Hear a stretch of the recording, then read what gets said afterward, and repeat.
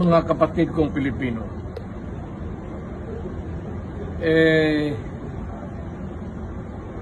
umiikot ako sa Pilipinas ngayon hanggang kaya para sa peace rally.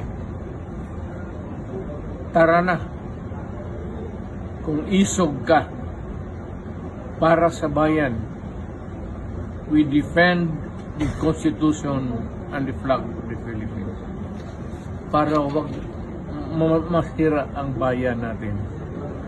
Hindi maloko ang bayan natin at kailangan ang Pilipino matatag at alam niya kung ano ang nangyayari ang dapat gawin.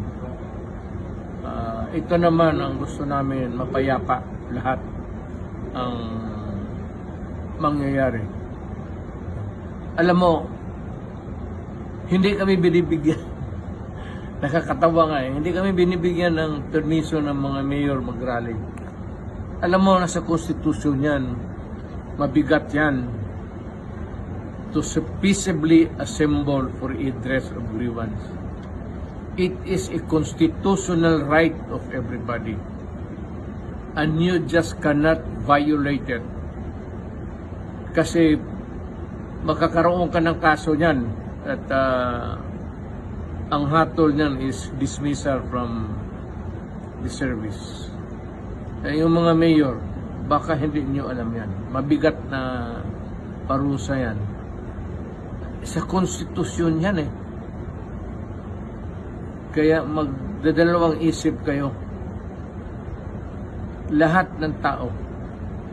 Ako, dumaang presidente. Hindi ko ginawa yan sa buhay ko. Nung mayor ako, hindi ko ginawa yan sa buhay ko. Huwag kayo maghanap ng sakit ng ulo. Kasi pag napailan kayo ng kaso, si Marcos hindi tatagal dyan. Balang araw, bababa yan ang kaso ninyo, sarili ninyong sakit ng ulo. It's up to you. It's up to you. Bahala kayo. Makinig kayo, okay. Pag hindi, okay rin. Pero ang consequence ng ginagawa ninyo, mabigat yan.